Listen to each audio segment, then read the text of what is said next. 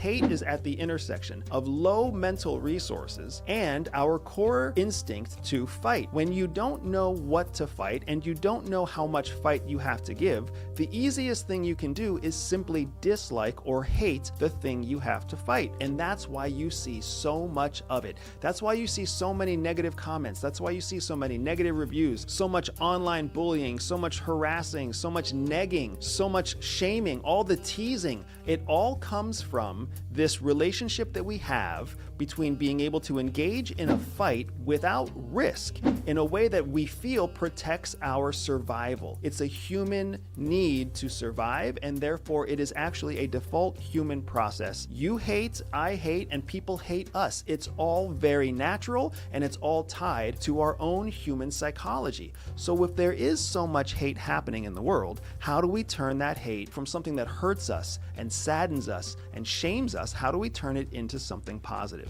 Now, on top of all the negative comments and negative feedback that comes from people who are directing their hate, there's also a second strange mental benefit that comes from the people who choose to exercise their hate, which means they are part of a group that seems to value the same values. And what ends up happening is that in-group bias that we feel by hating the same things start to make us feel like we have to belong to the group that we belong to. So even though everyone in the group may have met because they hated one thing, as the group starts to hate other things, each individual in the group feels pressure to also direct their hate towards these other areas where they may not actually have any strong emotions at all. The in-group bias is so strong, it actually convinces a large group of people to direct their hate in whatever direction one or two people in the group dictate. This in-group bias is really dangerous because it creates a sort of group effect. You've seen this happen when large mobs of people turn mad because their anger, their frustrations, their fear, their hatred is actually being directed not by themselves as individuals. The psychology of hatred is a very powerful and important thing you need to understand if you ever plan to take all that hatred that's directed at you and use it for good. Now that we understand the psychology of hatred and where hate comes from, let me let you in on a secret that CIA gave me about how to turn hatred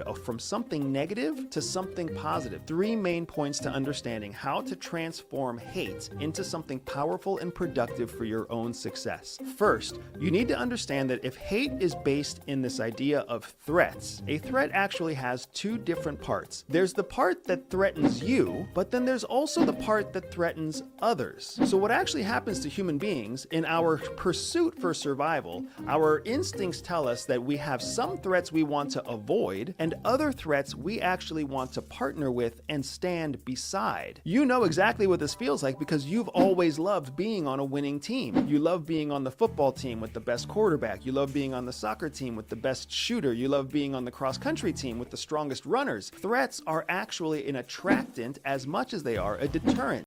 Don't be part of the 80% that fail New Year's resolutions by February 1st. Click on the link in the description instead.